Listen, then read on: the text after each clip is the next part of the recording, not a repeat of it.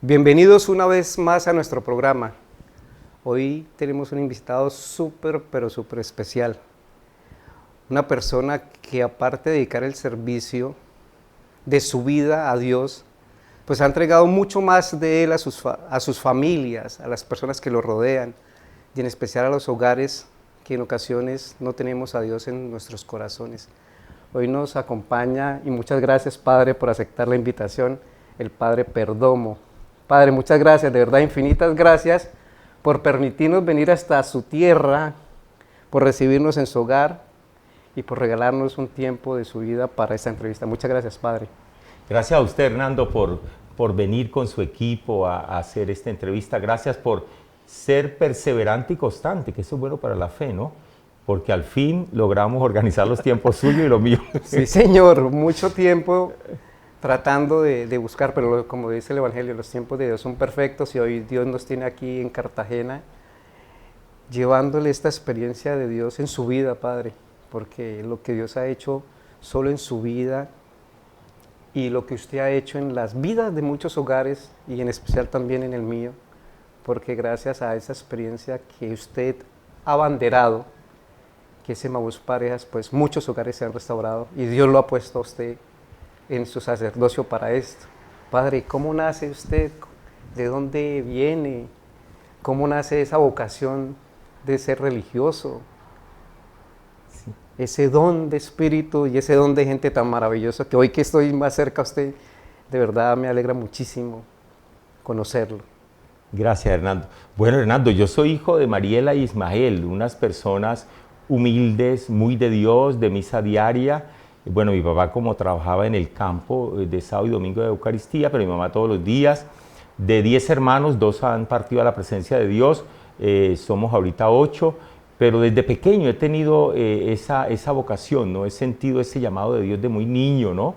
Y que el día de mi ordenación me recordaba una persona que trabajó con mi papá en el campo, me decía que ellos de niño hablaba de que quería ser sacerdote. Yo me acuerdo, y ahorita a los 25 años, que me reuní con algunas primas, ¿no? Me decía, ¿usted celebraba misas para nosotros? Yo no me acuerdo, cuando era muy niño, ¿no? Entonces mi tía que hacía arepas, unas arepas, entonces de ahí yo iba, decía, eso sí me acuerdo que yo iba a traer el raspado, lo que quedaba pegado, y de ahí fabricábamos las hostias, y de ahí celebramos la misa, ¿no?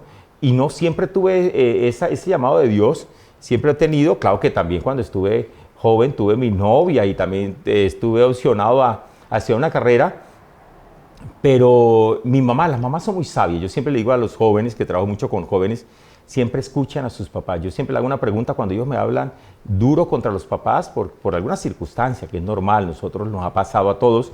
Digo yo, pero ¿tu mamá sería capaz de hacerte daño? Y dice, no, nunca lo haría. ¿Tu papá tampoco? Entonces, hágale caso. Entonces mi mamá me decía cuando quería estudiar en la universidad, que tenía 2 posibilidades muy buenas, me dijo, mira José, ¿qué has decidido cuando fui en vacaciones? Yo le dije, bueno, madre, tengo la posibilidad de estudiar, de ir a la universidad o de ir al seminario. ¿Y usted qué ha decidido? Le dije, yo pienso que no sé, de pronto me voy para la universidad. Y se quedó mirándome, pensando y me dijo, mire, yo pienso una cosa, pero tú eres libre de ir donde quieras. Siempre has tenido vocación, yo te aconsejo que vaya al seminario.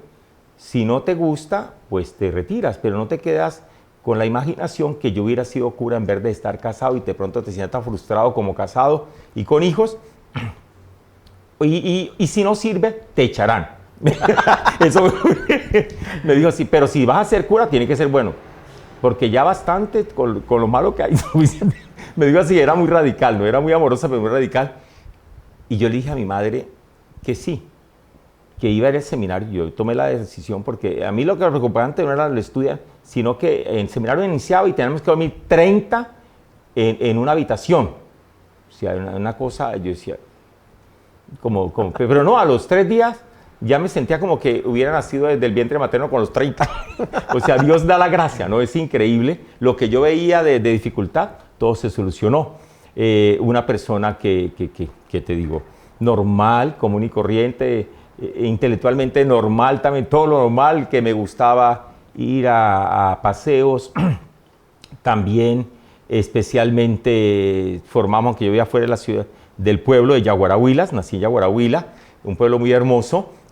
Teníamos un grupo de jóvenes de mi edad de vacaciones bajuya, que eran vacaciones juveniles yaguareñas. Los que íbamos afuera llegamos a vacaciones y hacíamos de pronto al pie de la represa, pequeño grupo de oración, también íbamos a bailar. Entonces, una vida muy normal, pero siempre soñaba ser acólito. Fui acólito como a los 11, 12 años.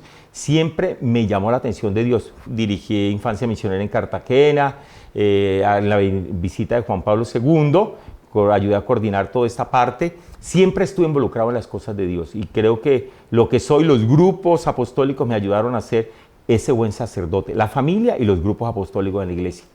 Padre, o sea que su familia y sobre todo su mamá jugó un papel fundamental en la decisión. Dios fue la persona que puso yo siempre he dicho que las mamás son santas. Sí, totalmente. Todas las mamás son santas y cada oración que hace una mamá por un hijo va directico a Dios, y fue ella el ángel que Dios puso para que usted tomara la decisión de hoy ser sacerdote, ¿no? Claro que sí, siempre me mantuvo y siempre era por mi vocación. Yo después lo descubro y ahora me parte perdone esto. Una vez mi madre estuvo muy enferma y mi hermana. Y la vecina, mi mamá la mandó a la hora santa y a la misa. Y le iba a pagar para que orara por mí, no por sus intenciones, sino por las intenciones de ella. Y eran por mi vocación. Pero nunca me dijo, tiene que ser sacerdote o qué bueno que sea sacerdote. Nunca me presionó, nada, nunca.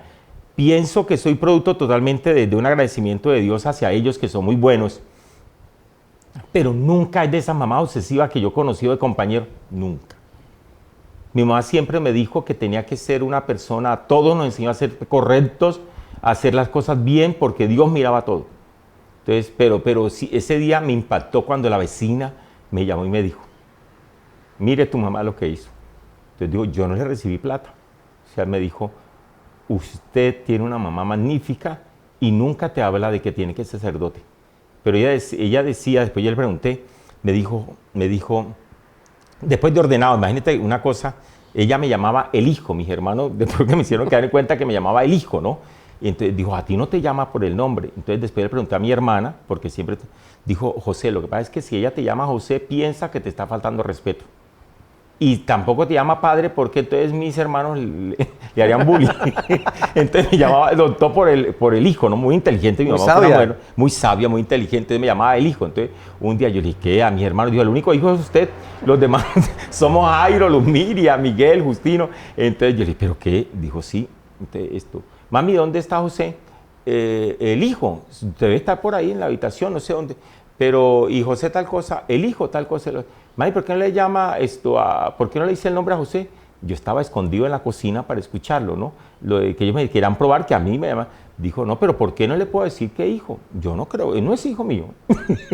O sea, ¿cómo man? Entonces ellos, total, porque yo no les creía. Yo decía, pero, y nunca, es verdad. Y después ellos me hicieron caer en cuenta. Dice, es un respeto hacia Dios, hacia el sacerdote.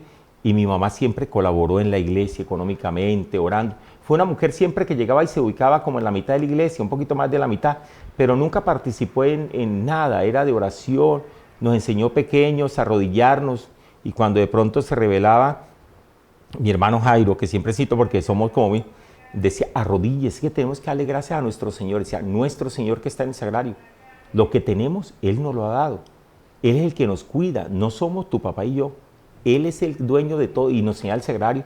Y se arrodillaba con una piedad que se le miraba la transparencia, y mi papá también a orar y nos obligaba a cerrar. Entonces decía, ¿qué le decía? Y mi mamá era en profunda oración y mi papá también. Y entonces uno decía, ¿pero qué le digo? Dígale lo que siente tu corazón, dile que a veces te portas mal, dile que te nos decía, pero una mujer que no nos obliga. Y en los vitrales de la iglesia de mi pueblo, de Yaguara, que son muy hermosos, nos enseñaba la Biblia, ¿no? En los vitrales, que originalmente es eso, ¿no? Entonces, qué bonito, es una fe muy de oración. Mi papá una vez en la finca trabajando con los trabajadores, entonces yo lo vi ya siendo seminarista, trabajando y hablando solo. Yo le dije a un trabajador, mi papá es como loco, ¿por qué está trabajando? Dice, no diga eso, joven. Me dijo, tu papá mientras que trabaja reza, se ubica hacia un lado para no perturbarnos a nosotros, porque algunos no quieren rezar, y él roza, porque él rozaba igual que todo, hacía los trabajos todo, igual que todo mundo, y lógicamente decía, mientras tanto reza. Y yo creo que rece por usted. Qué bonito, ¿no? Eso es para decirte de dónde vengo, ¿no? De dónde vengo. Yo pienso que he pensado, después de muchos años, que después de que ellos han muerto, que yo de pronto fui un regalo de Dios hacia mis padres, ¿no? Que fueron personas muy de Dios y ni fanáticos. Después de ser sacerdote le pidieron a mi madre que participara del comité vocacional y de la Legión de María. Ella amaba profundamente y fue cuando comenzó a pertenecer, pero de resto nunca lo hizo porque muy pendiente de sus hijos, pero sí sacaba el espacio diario para la Eucaristía. O sea, era sagrado. Eso no había que... si estaban mis hermanos, llegaban de viaje, los saludaba. No sé qué, se perdió un momento. Entonces decía la gente, y mi mami, todo el mundo se perdió, esta en misa. Pero no, o sea, era una mujer prudentísima y siempre de la mano de Dios, ¿no? Padre, ¿qué le marcó? O sea, ¿qué lleva en su corazón de su madre? Porque lo siento cuando habla y habla uno de las mamás con tanto amor. ¿Qué le marcó? ¿Qué recuerdo le dejó su mamá? Que hoy diga, hoy mira, sí. Hernando, tanto que hasta el día de hoy, de 27 años de sacerdocio, la sigo recordando. Marcó en mi corazón algo que su mami le haya dejado. Bueno, de mi mamá y mi papá, ¿no? De mi mamá, pues lógicamente como estaba los 7 días sobre 7 y mi papá venía 2 días a la semana de trabajar por nosotros, y aprovecho esto y perdone que me salga el tema, yo no entiendo a veces cómo las mamás, yo nunca sentí el vacío de mi papá. Aunque no podía ir a las cosas de la escuela, del colegio, nunca sentía. Mi mamá me decía, mami, mi papá, hijo, está trabajando, tiene que estar pendiente de todo, está trabajando por ustedes, por mí. Mi mamá siempre excusó a mi papá, siempre, nunca sentimos el vacío de mi papá. Mi mamá siempre lo hacía presente por medio de sus palabras, por medio... Entonces, a veces, ¿cuánto las mamás hacen daño? Mire, su papá siempre trabajando, su papá no sé qué. Claro que algunos exageran. Mi papá llegaba sábado y domingo y era tiempo completo con nosotros. Vamos, hijo, acompáñame a tal parte. Era el que nos contaba los cuentos para dormir el fin de semana. Era el que nos hacía dormir. Él era los 2 días intensamente con nosotros. Nos besaba, era, mejor dicho, alcahuetísimo. Mi mamá era la regla, era la regla de la cosa porque le tocaba, y entonces esto era muy bonito. Pero por mi mamá, y de mi papá también, de mi mamá, por lo menos el amor a Jesús Eucaristía, o sea, era profundo amor a la Eucaristía, o sea, un profundo respeto a la Eucaristía, amor, lógicamente, a la Santísima Virgen María de la Merced. Ella, cuando yo tenía 5 o 6 añitos, me consagró, me llevó a la montaña a consagrarme a la Virgen de la Merced. Yo cuando llegué a Cartagena a los 15 años fue que me di cuenta que era de los presos. Allá la Virgen de la Merced es como la Virgen de aquí, de la Virgen de la Candelaria, que hace todos los milagros, ¿no? Y me llevó y me consagró, y me acuerdo que estábamos bravos porque hicimos 2 horas de camino para subir a ver la Virgen, y decía mi hermano Jairo, pero si aquí está una en el parque. Entonces ella dijo, no, pero es que allá está la principal. Ella no hallaba cómo decir que...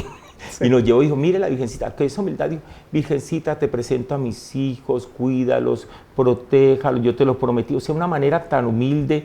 Y entonces mi mamá vio que yo no me estaba mirando a la Virgen porque estaba cansado, y mi hermano ya me ha dicho que eso no era injusto, 2 horas. Nosotros éramos unos niños. Entonces dice, mira a la Virgencita. Entonces yo la miro, y en ese momento la Virgen de la Merced está así como está esta Virgen, y la veo que ella se agacha, me sonríe, y el niño también inmediatamente. Yo quedé impactado, inmediatamente sonreí, sentí una paz impresionante. Nunca lo conté, eso quedó en mi corazón. Se lo conté a mi madre y a mi familia 7 años después de la ordenación. Después mi vocación siempre la coloqué a ella, siempre en el seminario, y en el seminario siempre tenía dificultades algunas veces, y siempre fue todos los días que hice visita al Santísimo, siempre recordando lo que mi mamá me enseñó. Y pienso que he permanecido en mi fe también a los pobres. Mi mamá le daba a los pobres, mi mamá ayudaba a los pobres.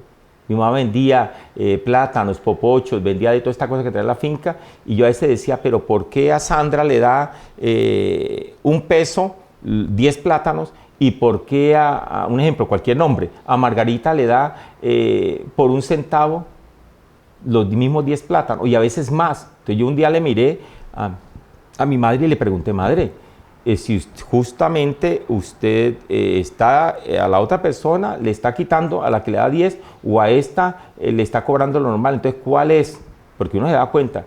Dice, mire, lo normal es el peso por los 10 plátanos, pero ella no tiene, la pobre, el esposo no está vivo, ha muerto o no tiene esposo, tiene tantos niños, entonces no hay que hacerla quedar mal. Cuando ella viene a comprar, entonces yo aprovecho para ayudarle para que no se sienta mal. Ella siempre evitaba que el pobre se sintiera mal, pero ella siempre ayudaba. Y si alguno se enfermaba, era la única manera que llegaba a las casas a llevarle la sopita de sustancia que ella hacía hasta que usted se recuperara. Apenas recuperaba, no volvía a su casa. Pero si se salía y se sentaba a vernos jugar fútbol a frente y toda esta cosa. Entonces fíjese, esa delicadeza de ella. Siempre nos decía que no nos metiéramos en la casa ajena.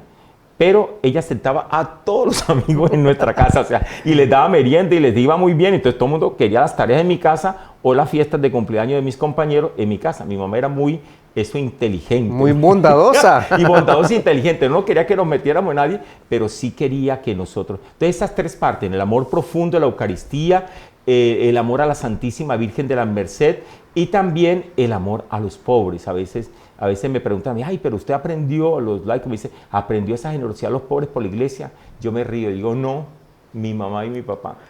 Mi papá también era bondadoso. Mi papá era quitarse la camisa, si había que darlo, lo ayudaba. Tanto era que mi mamá era la que administraba, porque mi papá daba lo que iba. Un día fuimos a vender una carga de café a un pueblo, a Teruel, y entonces vendimos la carga de café y entonces le entregan la plata a mi papá como hombre. Yo tenía como 7 años y esa mentalidad hace, imagínate, hace que 55 años. Entonces le dice a mi papá, el que le entrega la plata, los billetes, ¿no? Entonces dice, tome Ismael. Entonces mi papá le dice al que compra, entréguelo a Mariela. Entonces Mariela, mi madre dice, Ismael, si tú eres el hombre, dice él, sí es verdad, cójalo. Y mi papá la mira con tanto amor y le dice, Mariela, usted sabe que yo cojo eso y si en la esquina me lo piden, yo lo doy. Entonces dijo mi madre, es verdad, usted es mucho lo pendejo, venga eso. Era la gran administradora, pero era la gran que daba a los pobres, o sea, era una persona medida, no era una persona que ayudaba a todo el mundo, pero tampoco era como mi papá. Mi papá era una persona ya... Era algo que Dios le había hecho así. Una vez yo hacía reclamo, pero ¿por qué mi papá regala todo? Y entonces, ¿sabe qué respondió mi mamá? Hijo, no digas eso, tu papá tiene un corazón más bondadoso que nosotros, déjalo, porque así lo hizo Dios. Qué hermoso, ¿no? Mi mamá siempre tenía la respuesta precisa para defender a mi papá, defender o no, hacernos caer cuenta la riqueza que era mi papá. Entonces, qué bonito, ¿no? Entonces, siempre, nunca nos habló mal de mi papá, nunca. Siempre dijo las cosas buenas, yo creo que nunca dijo algo, pero si algún defecto vio, nunca lo dijo. Siempre, ni lo hizo resaltar. Siempre resaltando el tesoro que Dios le había dado como esposo. Sí, claro. Y mi papá, siempre cuando teníamos problemas, le decíamos de la casa, papá, a mí no me parece que el castigo de mi mamá, que nosotros teníamos televisor, porque antes vivíamos casi a las afueras del pueblo, entonces... cuando éramos niños, y entonces me acuerdo que nos castigaba si habíamos hecho algo y nos mandaba al otro patio a jugar. El castigo no era... Y teníamos televisor y 4 cuadras a la redonda nadie tenía televisor. Y dejaba a los otros niños entrar a ver televisión. Y decía, mami, pero si hoy va más peor, ellos están perdiendo el año. Y mi hermano ahí, entonces decía, ¿usted de quién es hijo? Y uno caía fácilmente, de Ismael y María. Ah, bueno, ¿y quién eran los papás de ellos? Juan y María. Dijo, bueno, son diferentes. Eso es problema de ellos. El problema mío es que Dios nos dio un televisor y tenemos que compartirlo con los que no tienen. Y ese es mi problema. Y yo lo comparto con ellos. Ya ellos les dio permiso, la mamá y el papá, eso es problema de ellos. Yo delante de Dios tengo que responder por el televisor. Pero mami, y no nos dejaba ver televisión una semana o 15 días, depende de la cosa, o 3 días. Imagínese usted quitándole un teléfono a internet ahorita, y nosotros teníamos un televisor grande, bueno, y toda esta cosa ahorita que recuerdo, qué lástima que lo regalamos después, ¿no? Entonces, para guardarlo, ¿no? Entonces, imagínate, pero no nos castigaba haciendo nada, nos mandaba a jugar al otro patio, donde llegaba mi papá con los caballos, donde teníamos cacao y teníamos toda esta cosa, entonces al otro patio, eran 2 patios, aquí adelante en un patio con jardines, y allá el otro donde llegaba mi papá por el lado del campo, ¿no? Entonces fíjese qué bonito, los castigos eran castigos y no eran castigos. No, entonces nosotros hacíamos carretera, nos íbamos con los carros, con todos los juguetes, teníamos derecho. O sea, fíjese qué manera tan pedagógica de mi mamá. No era dejarnos ahí, no, haciendo planas, esos eran los castigos. Pero nos cobraba todo, ¿no? Nunca, decía que cada acción tenía una consecuencia. Si era mala, una consecuencia de un castigo, y si era buena, una consecuencia buena. Pero siempre nos dijo, todo en esta vida se paga. Jugando fútbol una vez, mi hermano reventó, dijo mi madre, cuidado con ese florero. Y yo me acuerdo que mi hermano le pegó un balonzazo y mi mamá vino y preguntó, ¿qué pasó? Mami, el florero, pero no fui yo, fue Jairo. Entonces dijo, pero tú estás jugando con él, les dije. Entonces cogió el florero, dijo, recojan eso, por favor, limpie y bote. Y mi hermano dijo, wow, no nos dijo nada. A los pocos días fue a Neiva, compró el florero, trajo la factura y nos lo descontó de la merienda de la semana, del mes. O sea, siempre, qué bonito, eso nos enseñó que siempre cada acción tiene una consecuencia. Claro. Y yo pienso que de una manera pedagógica, yo era el 10º hijo, entonces mi mamá cuando me tuvo era doctora en hijos. En educación. ¿Es el menor? ¿Es el menor? Soy el menor. O sea, el consentido. El consentido, sí, absolutamente. Padre, cuando usted decide tomar su decisión de ingresar al seminario, ¿cuál fue la reacción de su mamá y su papá? ¿Por qué le pregunto esto? Porque de ver dos padres ejemplares, no tanto como padres, sino también en la formación religiosa, que es lo que a muchos padres en ocasiones nos hace falta. Cuando tú tomas la decisión de decir, bueno, Dios, aquí estoy, haz de mí con lo que tú quieras y me voy para el seminario, ¿cuál fue la reacción de ellos dos? Mira, ellos eran muy sabios. La reacción fue, yo creo que ellas se morían por dentro de felicidad, pero muy normal. Bueno, hijo, has tomado esa decisión, te vamos a apoyar en toda la sesión que sea, la universidad o esta. O sea, no fue que nada, fue normal. Te vamos a apoyar siempre. Si vas a ser sacerdote, tiene que ser bueno, dice, porque para Dios lo mejor siempre. Esa frase que yo digo a la gente, y también lo aprendí el padre Marino y Monseñor Seco, padre Marino decía para Dios lo mejor. Entonces me decía eso, entonces fíjese que yo pienso que ellos se convivieron de la emoción, para ellos fue muy, pero en el momento de la ordenación fue una cosa, ellos decían que el día más hermoso de ellos fue el día de mi ordenación. Dice que ese fue el día. Es una bendición de Dios, Padre. Totalmente, lo decían, después lo decían, y yo algún día, la gente me dijo, tu papá, yo no sé, y le pregunté, dijo, es verdad, hijo, el día más hermoso. Hay papás que se callan, ¿no? Sí, se callan, pero sienten ellos nunca fueron como algunos papás, ay, que mi hijo es sacerdote, que no sé qué. Decía, sí, mi hijo el padre, pero ellos eran la prudencia en pasta, ¿no? Es una cosa muy, muy bonita, ¿no? Y bueno, ellos siempre fueron muy especiales, muy, muy, muy cercanos en la oración. Tanto era que tengo la experiencia de que, por eso le digo a la gente, pida a los papás que oren por ustedes. Cuando a mí no me resolvía problemas como cura y rezando el Santísimo, la Eucaristía, pidiendo 1 mes, 2 meses, y yo, no, aquí no hay nada, voy a llamar a mi mamá. Mira, en el último año que mi mamá, bueno, ya murió al año siguiente, en el mismo año, al año siguiente creo que murió así. Yo no podía resolver 2 problemas, ¿cierto? Y yo llamé a mi mamá. Yo le dije, madre, tengo este problema, le conté porque era una cuestión de herencia y cosas. Dijo, no te preocupes, yo oraré al Santísimo, a la Santísima Virgen María. Y mira, en como 48 horas resultó la solución y era de un amigo, de uno de los mejores amigos. Esto que no puede ser. Y a mí me ocurrió contarle, dijo, José, pero yo puedo hacerlo, yo lo hago. ¿Cómo? Y estamos hablando de una cosa que tú estaba vendiendo, una cosa que yo quería salir, y impresionante, me dijo así, ¿cómo hacer? Y después quería salir del carro, estaba vendiendo porque lo compré en marzo primero, y en marzo 15 entra en el 20, ¿cómo se llama? La pandemia, y yo dije, bueno, ¿y qué voy a hacer? Pagando, ¿yo dónde voy a pagar? No sé qué. Entonces yo dije, madre, me tengo que vender este carro, ayúdeme. Y ha estado también colocando en plataforma, y le dije, y en menos de 24 horas ya está vendido el carro. O sea, la oración de la mamá y el papá, y le digo a todos, es fundamental, porque es una oración que nace del vientre, de las entrañas de la mamá y del papá. O sea, los problemas míos que yo como cura no pude resolver en mi oración, me lo resolvió Dios por medio de mi mamá y mi papá. O sea, yo acudía a última instancia, ¿no? Acudía a última instancia ya porque yo tampoco los iba a preocupar o alguna cosa, porque lo que yo le comentara a mi mamá y mi papá les iba a preocupar, ¿no? Pero yo cuando decía, yo a veces le decía, madre, no te voy a decir, pero necesito que ores, por favor. Ya inmediatamente voy a colocarle una veladora al Santísimo y ya, hijo, no te preocupes que eso Dios lo arregla. Era una seguridad y decía mi hermana y alguna vez una empleada de ahí, mira, eso la llama, eso seguro del padre le pidió algo, fue corriendo para la iglesia, iba y compraba su veladora, la colocaba y era así, era una cosa. Entonces yo ahorita, después de la muerte de ellos, digo, unas personas santas. ¿Qué es una persona santa? Ser bueno. No era imponiendo manos, claro. Ni eran curas ni monos. Unas personas, y lo mismo mi papá. Mi papá ya enfermo, antes de morir, ya enfermito, pues estaba bien, nunca sufrió de nada. En cama, no podía casi caminar. Y siempre sonriente, mi papá siempre fue sonriente, una sonrisa. Y muy chistoso, muy ameno, muy... Entonces yo lo veí tan feliz y yo me senté en la cama, me acosté con él y dije, papito, ¿por qué? ¿Tú eres feliz? Claro, hijo, ¿cómo no va a ser feliz? Con una sonrisa y le brillaban los ojitos. Y yo, ¿por qué? Mi papá tenía 89 años, con menos de un mes murió.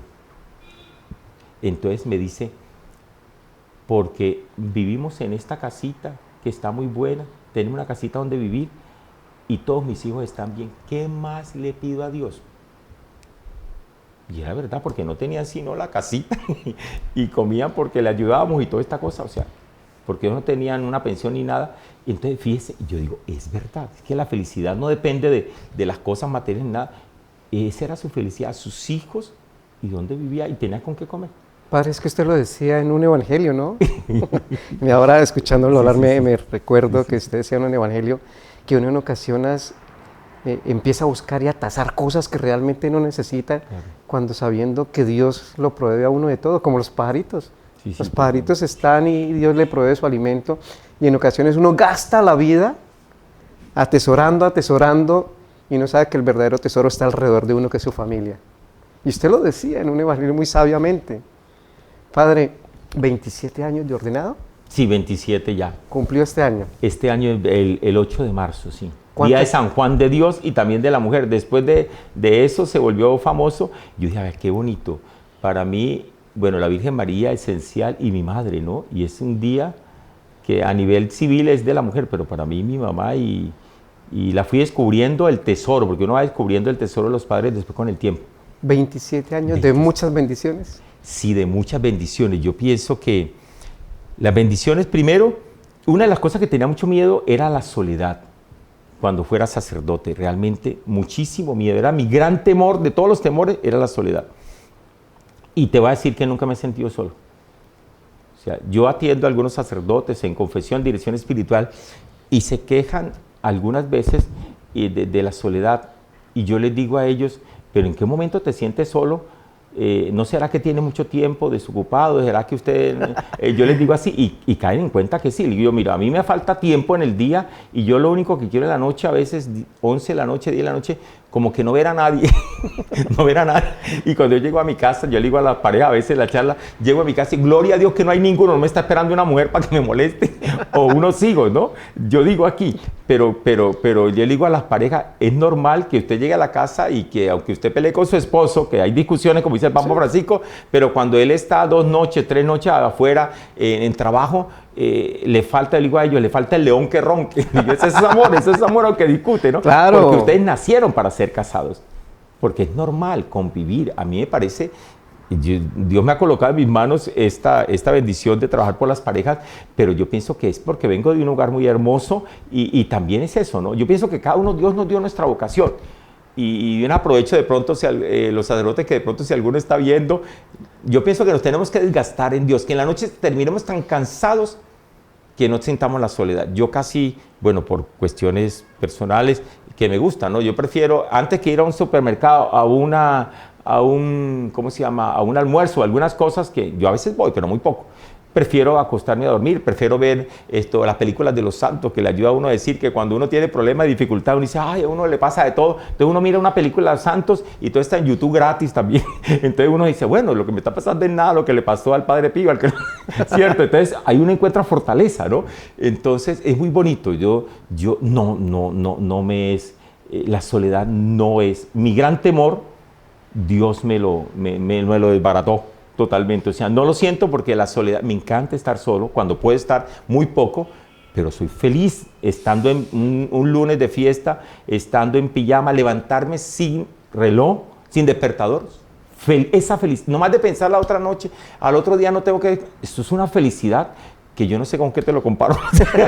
O sea, es una cosa increíble. Yo creo que como la felicidad que siente la familia ir a comer juntos con los niños, de que los niños se diviertan, esa felicidad yo la siento. Y estar en pijama todo el día, o cuando voy a mi casa del Huila, me levanto en pijama, voy a la cocina, como, están mis padres, ahorita mi hermana, y de pronto a las 5 de la tarde yo no salgo ni siquiera al pueblo, voy a estar ahí, o raro, si todo el domingo salgo el domingo a misa, a ayudarle una misa al padre, pero estoy ahí, a las 5 o 4 o 5 me baño, y hay una capilla interna en la casa nuestra, y celebro la misa, celebraba con mi mamá y papá y mi hermana, ahorita celebro después con mi mamá y mi hermana, ahorita solamente con mi hermana, pero entonces no tengo programa de que a tal hora es la misa, tengo que confesar, qué rico, entonces me parece un espacio hermoso para hablar con mi hermana, recordar cosas, de pronto vamos a hacer alguna vuelta, en vacaciones soy muy en esa parte relajado, ¿no? O el día que de pronto saco a descansar, que a veces es cambio de actividad, no es realmente, pero sí, no me da miedo la soledad, ¿no? Pero mire que no Dios, tengo tiempo. Mire que Dios ese miedo se lo llenó de... Totalmente. Yo siempre he dicho lo mismo, Dios lo rodea a uno de ángeles, ¿no? Sí, totalmente. De ángeles y este tema de que la soledad se rodea con bendiciones y las bendiciones que usted ha llevado. Padre, ¿qué lo hace llorar? ¿Qué me hace llorar? Bueno, especialmente de alegría de recordar a mi mamá y a mi papá. ¿Qué me hace llorar? Parejas que he encontrado en el aeropuerto que me han dicho que no me conocía, me dan un abrazo y me hablan en el aeropuerto y lloran y me abrazan y yo no entiendo y después me dice, gracias a usted, su retiro, salvamos el matrimonio y bueno, padre, qué bueno conocerlo. Nuestra hija te ama, nuestros hijos, ¿será que tú le puedes mandar un audio? Entonces yo le digo, no, yo le voy a hacer un video. ¿Cómo se llama la niña? Entonces le digo, mire, Margarita o Juanita, aquí le habla el Padre, perdón, me encontré con tus papás, gracias porque cada día meditamos el Evangelio juntos, yo también los quiero, gracias, amen a sus papás. Y trato de que las personas se lleven ese espíritu que Dios quiso utilizarme totalmente, y todos, a usted también que sirven, Emaús Pareja con su esposa. Madre Teresa de Calcuta decía, dejémonos utilizar de Dios. Yo amo a la Virgen, amo a Madre Teresa de Calcuta. Mis dos santos modernos son Juan Pablo II, de no tengan miedo, me encanta, y lo escuché en la Plaza de la Revolución en Cuba. Yo estuve privilegio menos de un año estar en Cuba en la visita de él, y siempre ha soñado estar cerca del Papa y saludarlo. Allí pude hacerlo. Antes de seminarista como el señor Ariel, que ahorita es obispo de Mangue, estuvimos en San Pedro Claver en el 86 y le tocamos los zapatos a Juan Pablo II. Estábamos felices, pero yo decía, no señor, yo no quiero sacarla, quiero en la mano y verlo. Qué hermoso, allí me lo permitió antes de un año, ¿no? Qué bonito es dejarnos utilizar de Dios, y dejar de que Dios haga nuestra obra, ¿no? Haga la obra de Él, perdón, y saber de que nosotros hacemos lo que Él quiere. Yo aprendí de Madre Teresa de Calcuta, una de las cosas que nos preparaban para el seminario era un video de ella todavía vivía en Calcuta, el hospital de Calcuta, el ancianato, le exigía a los arquitectos, al ingeniero que le entregara los planos para hacer, es que eso estaba muy demorado, y los santos siempre han tenido temperamento como fuerte, ¿no? Y entonces terminaba y decía, muy bien los planos, porque ella miraba qué era lo que quería, y yo soy así en los proyectos materiales de la iglesia, yo me meto en lo que sea, aunque no sea arquitecto y ingeniero. Entonces al final lo aprendí de ella, dijo, y escogí así, y se fue. Y entonces esto le dijo, ¿cómo se llama? La madre, le dijeron al arquitecto, Madre Teresa, gracias, me han ayudado, ya podemos iniciar la obra y toda esta cosa. Madre Teresa, y la plata ya la consiguieron. Se volvió y les dijo, por la plata no se preocupe. ¿Verdad quién se la dio? No hay, pero él que nos metió en esto tendrá que resolver. Hasta luego. Y se fue. A mí eso me quedó clavado en el corazón. A mí me dijo Dios que era realmente los proyectos de Él dependían de Él, no de mí. Y yo le digo en el Santísimo, Señor, vamos a hacer esta casa rural, vamos a hacer esto. Señor, los planos son esto, toda esta cosa. Tú diriges todo, tú verás Si quiere que la hagamos, yo al fin y al cabo, eso no es mío, eso es para la arquidiócesis y para el tuyo. Y si realmente no sale, eso era porque tú no lo querías, eso no es problema mío. Yo te voy a ayudar, pero tú verás. Y todo sale, se planea, muy bonito, pero mire, sale el doble de hermoso. Y yo no me explico, es Dios, o sea, Dios que lo utiliza uno y que termina uno, que alguien dijo, no, que el piso no sea así, señor, pero no es que eso es muy costoso, no, padre, yo se lo regalo. ¿Cómo así? Y no sé qué, entonces yo digo, Dios siempre hace lo que quiere y le sobra la plata. Entonces yo por los proyectos de Dios nunca me preocupo. Dice un amigo suyo, el padre Alejo Mantilla, que todo lo que se ponga en las manos de Dios sale bien. Que todo lo que se ponga en las manos de Dios siempre hay que hacerse, no bien, sino perfecto. Es verdad, que totalmente. Todas las cosas de Dios. Y voy para allá, Padre, porque usted puso en las manos de Dios la experiencia de Emaús, ¿no?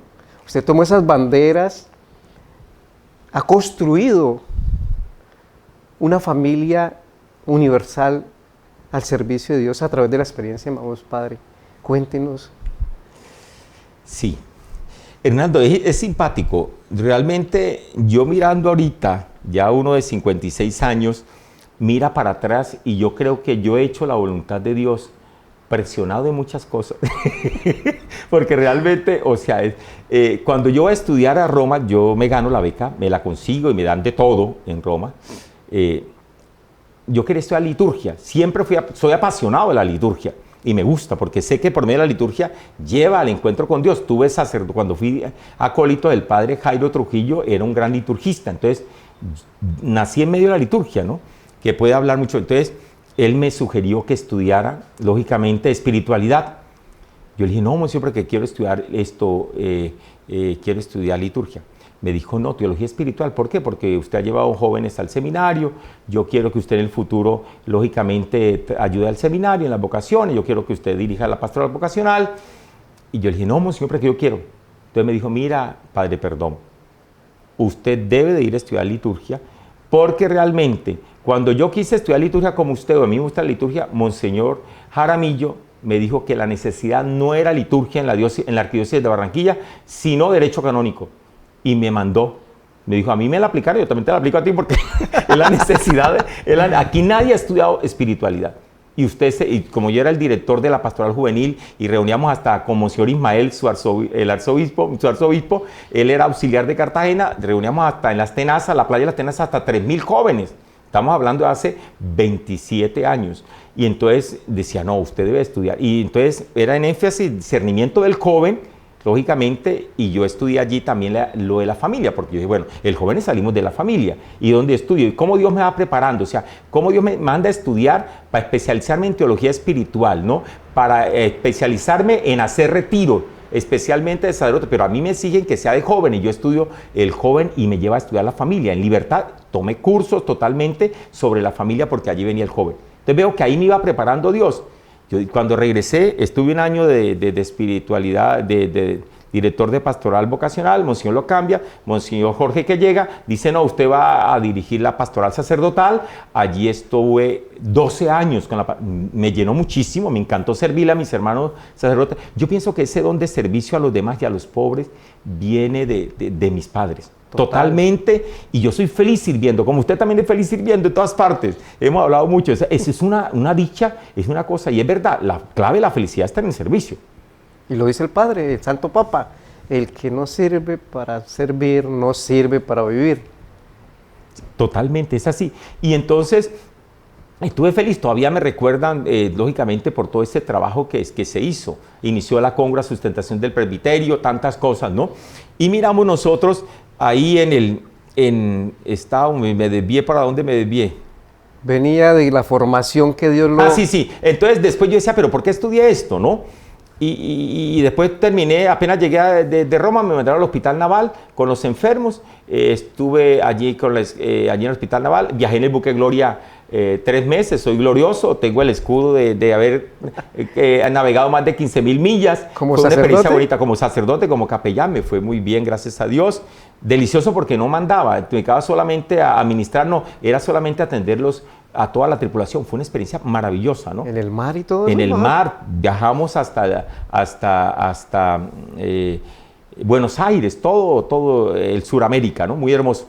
Y después, a los más o menos, sí, no más de 10 años, 10 años totalmente, es cuando me dice la gente, primero hice en el 2013 Emaús Jóvenes, yo llevé un movimiento a la parroquia, para no mencionar, y ninguno quiso hacer el retiro. Yo era el director, yo entregué eso, pero me decían, pero hagan un retiro. Usted no es que estudió para eso, yo creo que usted no estudió nada en Roma.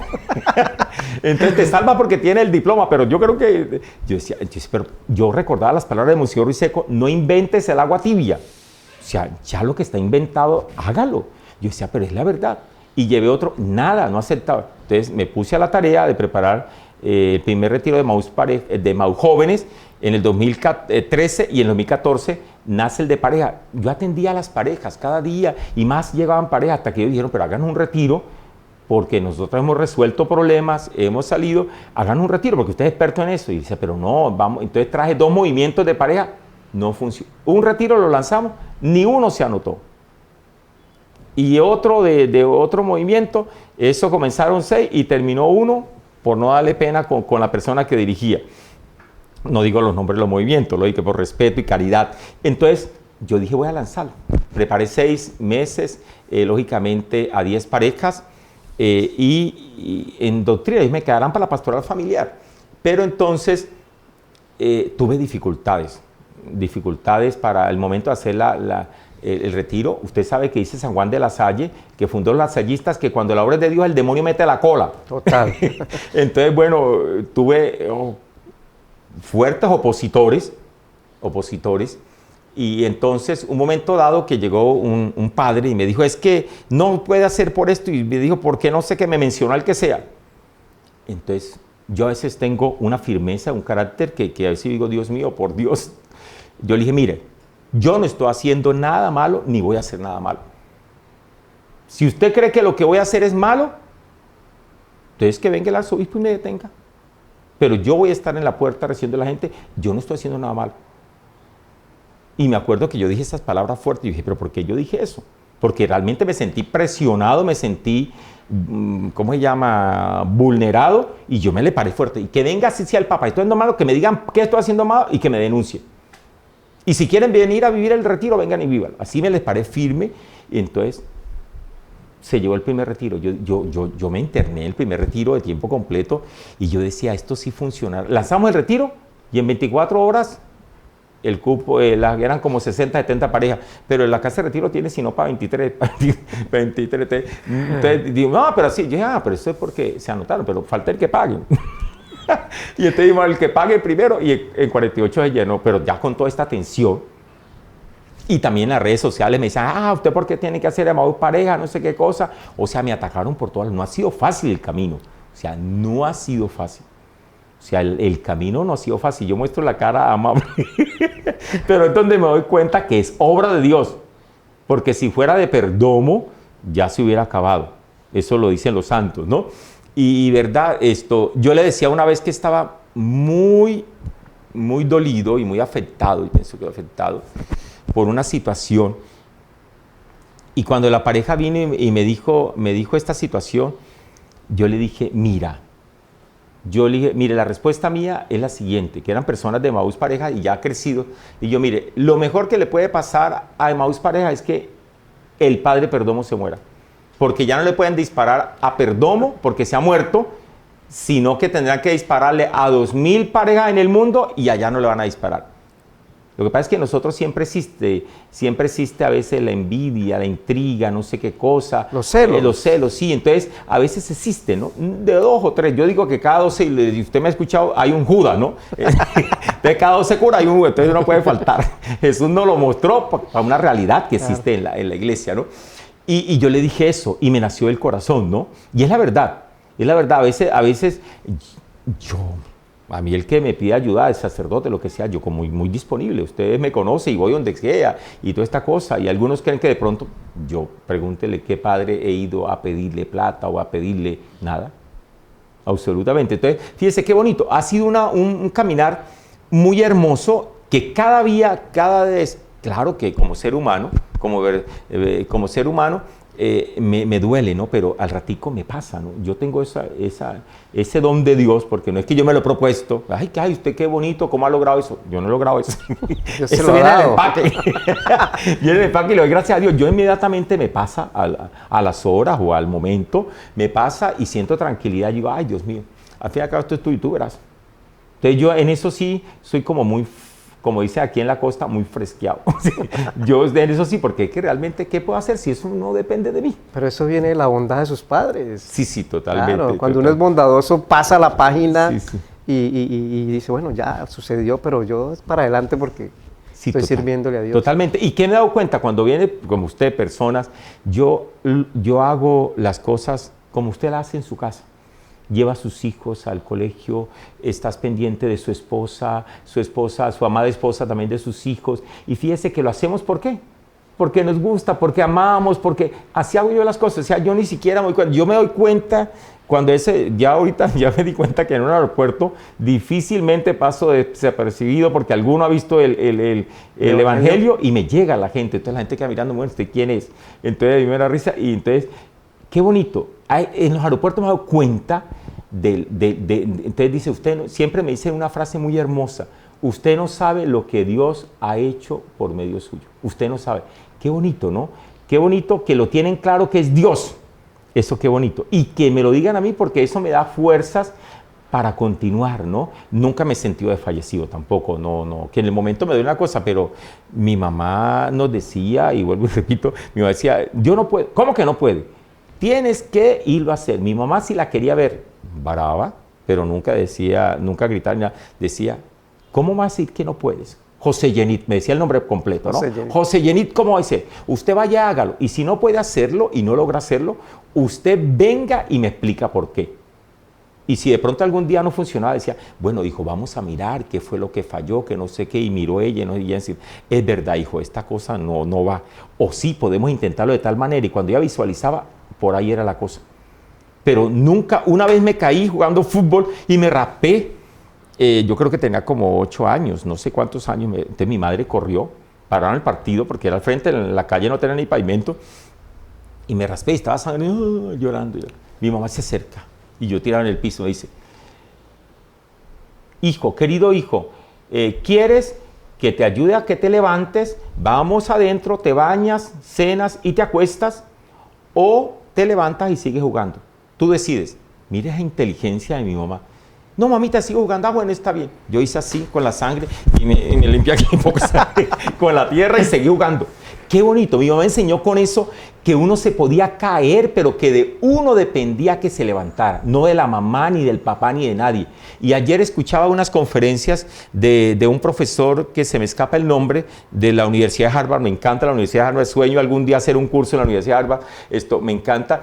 Y entonces decía cómo los padres de familia tienen que permitir que los hijos se aburran, que los hijos se frustren pequeños, que no tengan nada que hacer. O sea, es que ahorita todo se lo quieren dar y todo quiere mantenerlos ocupados. No hay que permitir, porque a nosotros nos daba, cuando a ese lo castigaban, a mí me provocaba desaparecer a mi mamá, pero no podía decir nada. Entonces fíjese que todo eso ahora uno lo valora. Mi mamá nos decía siempre no, sí, no. Pero mami, ¿pero por qué no? Decía mi hermano Jairo, que era siempre adelantado. Decía mi mamá, yo no tengo que explicarte, yo soy tu mamá, no tengo que explicarte. Es usted el que me tiene que explicar qué es el hijo. Me da mucha pena. Yo en esta casa no te voy a explicar. De alguna mente no voy a explicar. Yo entendía a mi mamá, eso es lo que te conviene y no va. Y uno lloraba y a veces gritaba, uno lloraba y yo me tiraba a veces en el suelo pequeño. Alguna vez, nunca me olvidará, me tiré al suelo y yo me di cuenta de que soy bobo. Aquí tirado al suelo. Mi mamá me miró, dijo, de llorar nadie se ha muerto. Daba media vuelta y se iba. Y yo decía, yo sí soy mucho lo bobo llorando acá, mi mamá no me va a hacer caso. Entonces fíjense cómo me desarmaba, ¿no? Entonces yo me levanté y me iba para allá, entonces decía, haga las tareas, o si terminamos de colegio tenemos que hacer las tareas, si no hacíamos las tareas no nos deja jugar. Y y mi hermano Jairo, que era pilosísimo, él hacía las tareas allá en el colegio mientras que el profesor iba aplicando, es una lumbrera, entonces él salía, entonces yo le decía, ay, pero ¿por qué? Ya hizo las tareas. Y él nos explicaba, lo que pasa es que tu hermano, lógicamente, él aprende más rapidito y algunos aprendemos más despacio. Entonces, el superdotado mi hermano y yo el normalito. Entonces hacía la tarea, pero apenas terminaba, me entraba al partido, ¿no? Padre, Qué bonito. ¿cuántos años sirviéndole a Maús? A través de la experiencia que Dios De la le experiencia de puso. Maús, bueno, realmente son, espérate, 13 años. 13 años, de los cuales 10 años directamente, con 11 años con, desde Maús jóvenes y toda esta cosa, y yo llevé Maús hombres y mujeres a la parroquia de Crespo, y ahí nació. Y yo, el primer retiro yo me senté, como una persona que estudió retiro, me senté a ver en qué metía a mis hijos espirituales, y qué era, y cuál era la sensación de Maús en Colombia. Y miré realmente que era una experiencia maravillosa, la pedagogía maravillosa, pero como experto me di cuenta que hacía falta algunas cositas que después yo le aporté, ¿cierto? Especialmente el servicio, porque ahí tenían tratado que era solamente en el retiro. Y yo, no. Yo le digo a los que van solamente a servir al retiro es farándula. Pero si son ministros de comunión como tú, si hacen esto, lógicamente cualquier servicio, es el verdadero servicio. Siempre les he inculcado, y eso lo tiene Maús Pareja, el servicio en la parroquia, la diócesis, el servicio, el de retiro, aunque les gusta todo, y a mí también me gusta, pero ese no es el fundamental es el servicio diario a diario en la parroquia y en la familia. Padre, lo oigo hablar con tanta pasión, 27 años de sacerdocio, una familia entregada al servicio de Dios, muchas familias que a través del Espíritu Santo le han dado las gracias a usted por lo que ha hecho, no en todas, porque me cuento también que Dios ha transformado nuestras vidas, pero cuando uno está sirviéndole a Dios desde la parroquia, desde los retiros espirituales, y uno mira hacia el costado y ve tantas familias alejadas de Dios, con tantas dificultades. Padre, de su experiencia sacerdotal, ¿por qué sucede esto? Pienso que la iglesia lo hemos descuidado. Los primeros son el mea culpa a nosotros, como en el acto penitencial de la misa, ¿no? Mi culpa, mi gran culpa, ¿no? Yo pienso que la iglesia hemos descuidado lo fundamental, la familia. Algunos jóvenes, y les pido disculpas porque ellos siempre me reclaman que yo amo muchísimo de Maús Parejas, y yo vuelvo y les recalco, lo que pasa es que es cuando Dios hace la obra, en papá y mamá hace la obra en ustedes. Porque los papás son la cabeza, o sea, es la obra de Dios. Y yo pienso que Dios me lo ha clarificado tanto. Trabaje a la familia, trabaje a la cabeza, porque ahí le está trabajando a los jóvenes, a los niños, a los futuros esposos, a todo, a los hombres, a las mujeres, le está trabajando al hombre, a la mujer. Y por eso algunos cuando hacen Maús Parejas dejan de ir a hombres, porque da cuenta que en el mismo momento escuchan los dos igual y caminan juntos y está la felicidad de los mismos. Entonces, es eso, es la pareja, es lo fundamental, lo esencial, y realmente cada día yo atiendo muchas parejas que no son de Maús Parejas, y cómo siguen yendo ahorita mismo van a la Eucaristía diaria, aquí a la parroquia, donde sea, porque yo le digo, todos los curas somos iguales, todos, porque es verdad, todos somos iguales. Todos somos iguales, que algunos de pronto ayudamos porque algún feeling, pero no todos somos igual. El viejito que a veces se celebra que no está, ese también está Dios. Y es mirar qué es Dios. Nosotros tenemos que realmente la fe tenerla en Dios, ¿no? Acuerde que Él es el que nunca falla, ¿no? Como un padre contaba en una experiencia en el tren de Madrid, que le gritó uno en el tren, lo vio vestido de cura, yo no creo en los curas, no creo en la iglesia, y él dejó que gritara un poco barbaridades. Y al final, cuando ya se quedó callado y la gente se reía, la gente aprobaba, él se levantó y dijo, yo tampoco creo en los curas ni en la iglesia. Y todo el mundo, ¿cómo así, padre? Un padre de España, eso sucedió hace como 10 años. Dijo, no, yo creo en Jesucristo y en los 12, pero no en los 12, sino en los 11, porque Judas lo entregó. Que se equivocaron, pero que lógicamente fueron santos, se aprendieron a pedir perdón, y qué bonito, digo, los que estamos, lógicamente, la fe en los hombres, ahí estamos, fracasados. Mira Jesús cuando nos da el sacerdocio, ¿qué dice? Fernando, apacienta mis ovejas, no son tuyas. Sí, y yo eso me lo repito totalmente. Entonces, apacienta mis corderos. A Pedro le dijo 3 veces, son mías, no son tuyas. Y nosotros a veces los curas nos adueñamos y no puede ser. Y yo digo nos adueñamos porque a veces yo también. Entonces no podemos adueñar, son de Jesús, no las entregan por un tiempo o de pronto mucho tiempo, pero son de Jesús. Nunca se nos puede olvidar a nosotros que son de Jesús. Y le tenemos que responder a Jesús, a Él. Qué bonito. Y la iglesia también es de Jesús. Yo recuerdo esta respuesta tan hermosa del Papa Benedicto XVI cuando renuncia. Le preguntan que por qué renuncia, que ahorita la iglesia qué va a hacer. Y él responde con su inteligencia, él, el teólogo más importante de los últimos siglos, ¿cierto? Más inteligente, dice, no se preocupen ustedes en la iglesia universal. Ha renunciado es el Papa, no ha renunciado el Espíritu Santo, es el Espíritu Santo el que maneja la iglesia. Qué hermoso, ¿no? Nos ayuda a entender eso, o sea, es el Espíritu Santo. Y mire que este retiro de Emaús Parejas coincide el único fin de semana que estaba libre en todo el año. Era el de Pentecostés. Y yo cuando lo separé y los cupos nos dimos cuenta, ay, Dios mío, es el de Pentecostés, ¿cómo me va a ausentar de mi parroquia? Gracias a Dios que pude conseguir un padre del seminario que me reemplazó. Pero nace en Pentecostés. Y por eso esto ha florecido tanto, es obra del Espíritu Santo. Emaús Pareja es obra del Espíritu Santo. En el 2014, en junio 4, se inició esta experiencia. 4, 5 y 6. Era Pentecostés. Es obra del Espíritu Santo y por eso se ha regado tanto y ha hecho tantas maravillas. Y fíjese que la oración que hacemos ahorita en Emaús Parejas, con las pequeñas cosas que hemos introducido o pulido, es la oración del Espíritu Santo nueva, que es la del sínodo, que lleva más de 400 años, porque es caminar juntos, ¿no? Sí, Señor. Qué hermoso, ¿no? Y habla que el demonio no nos deje guiar por falsas consideraciones. Qué hermoso, ¿no? La de Emaús hombre y mujer es yo, que es muy bonito y es verdad, pero esto es de familia, de pareja. Qué hermoso. Un día leyendo, dije, esto es lo que necesitamos en Emaús Parejas. Que sea la invocación al Espíritu Santo como familia, que guíe. Y como ha sido la oración tan importante del Espíritu Santo en los grandes sínodos, las grandes decisiones a través de más de 400 años, yo digo, bueno, si ha sido la solución de la oración del Espíritu Santo y ha funcionado en la iglesia, ¿cómo no va a funcionar en Emaús Parejas? Y lo tenemos también en Emaús Jóvenes, porque siempre recalcamos la familia, en Emaús Niños, en Emaús Preadolescentes, Adolescentes, todo eso. Qué bonito. Padre, totalmente, primero agradecido con usted por recibirnos en su casa.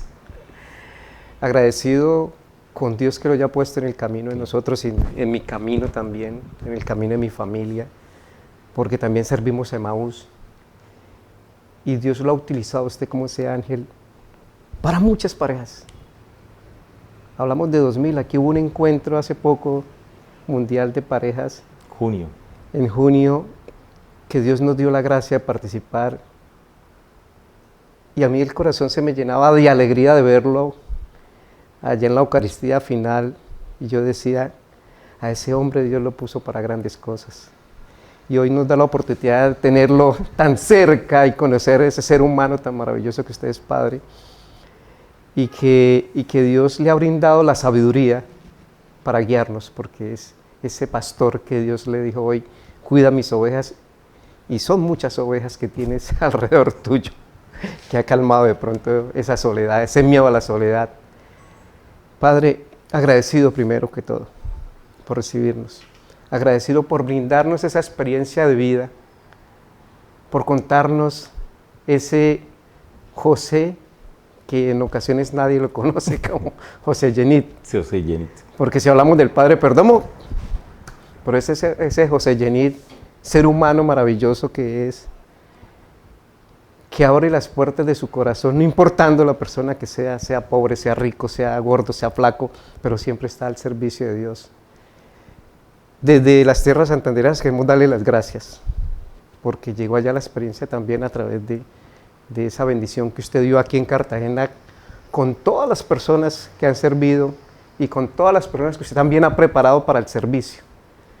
Yo quiero dejarle la cámara, Padre, primero que todo, para que tú nos regales la bendición, para que nos sigas motivando de no desfallecer en el servicio de Dios, para que a nuestros jóvenes sepan que es una opción servirle a Dios también desde el sacerdocio, porque el mundo nos ofrece todo, pero nos cobra todo. Dios no nos da todo, pero nos lo perdona todo. Entonces, Padre, le dejo las cámaras agradeciéndole infinitamente que Dios Padre Celestial lo siga bendiciendo, rodeándolo de ángeles celestiales para que lo acompañen en esta misión, porque es una misión que Dios puso en su vida. Y que Dios y la Santísima Virgen, como dice mi Santa Madre, me lo sigan protegiendo y bendiciendo. Padre, le regalo las cámaras para que nos regale su santa bendición. Claro. Amén, Hernando. Gracias por sus palabras tan generosas, ¿no? pienso que totalmente nosotros pedimos, a veces ustedes han llegado a las parroquias diciendo, pero aquí no hay cura, aquí no hay quien atiende. Y me decía un sacerdote, y me lo ha repetido otro sacerdote, especialmente Rogelio de Cuba. Estuvimos en Cuba en abril llevando la misión. Nosotros los llamamos, que somos todos de Emmaús Parejas y jóvenes misioneros del amor. Eso es lo que queremos, llevar amor de Dios. Decía, aquí está la pastoral vocacional, en las familias, en las parejas, porque los hijos de Emmaús Parejas van a dar los futuros sacerdotes. Y es la verdad. Qué hermoso, ¿no? Mire, la gran bendición, y me lo decía mi mamá, la gran bendición que Dios nos dio y la gran riqueza que nos dio a nosotros como familia fue tu sacerdocio, tu vocación. Me lo dijo después de cura y ya después de muchos años. Esa es la gran bendición. Y es verdad, la bendición más grande y la riqueza más grande que Dios puede dar a una familia no es el dinero, no es el éxito. No es malo, si pueden conseguir todo, háganle, no hay problema, ¿no? Sino tener un hijo o una hija consagrada a Dios. No tengan miedo, ustedes piden sacerdote, pero ¿qué le damos? No tengan miedo de decirle al Señor, ven a mi familia y tome a un hijo, a una hija mía. Ven a mis nietos, ustedes abuelos que me están escuchando. Ven y tome a uno de mis nietos. Mire, para mí, si vuelvan a ser 50,000 veces quisiera ser sacerdote. ¿Por qué? Porque he sentido felicidad, he sentido alegría de ayudar a los demás. He sentido que realmente mi vocación está en las manos de Dios. Es Él el que me guía, es Él el que me ayuda, ¿no? Es Él el que me invita cada nada a la dirección espiritual, a la confesión, porque no puede abandonar la confesión y la dirección espiritual. Entonces, qué bueno que esa misión que nos dijo el padre Rogelio y otros sacerdotes, las vocaciones saldrán de Emmaús Parejas con la ayuda de Dios. Y eso lo profetizó, lógicamente, el padre Rogelio desde Cuba. Qué bonito. Qué bueno, quiero agradecerle a usted, Hernando, por este espacio de evangelización. Gracias por todo lo que haces. Gracias por evangelizar. Por evangelizar. Eso es tu programa. Y gracias a todos los que trabajan, lógicamente, en este gran proyecto, ¿no? Que mi Dios los bendiga y los ayude, les multiplique y les, así como ha hecho con todo el mundo, siga quitando las piedritas, muy buena frase, las piedritas, los obstáculos de nuestra vida que siempre existen. Jesús lo tuvo. Siempre les digo yo a todos, tengan un Cristo, ¿no? Un Cristo para cuando te sientas abandonado, destruido, que ya no puede más, que ya me quiero morir. Si usted tiene un Cristo, usted lo mira y usted lo contempla y dice, no, a mí no me ha pasado nada. Lo que me está pasando es nada a lo que le ha pasado a Jesús, ¿no? Y ahí encuentra la cruz. Acuerde que la cruz nos lleva a la resurrección. Dios Todopoderoso los bendiga, los santifique a todos los que están en este momento, en este programa. Bendiga sus vidas, sus corazones, sane sus corazones de cualquier odio, resentimiento. Especialmente bendice a las familias, a los matrimonios, a las parejas. Bendícelos a todos. Llénalos de tu presencia, Señor, que es la paz y la felicidad que solamente Dios da en el resucitado. Que la Santísima Virgen de la Merced nos libere de toda clase de esclavitud, de tanta esclavitud que existe en la pareja, en la familia, para que sean libres de cualquier esclavitud y puedan vivir en la presencia de Dios. Que la Santísima Virgen de la Merced siempre nos acompañe en todo momento y la Sagrada Familia. Y Dios Todopoderoso los bendiga en el nombre del Padre, y del Hijo, y del Espíritu Santo. Amén.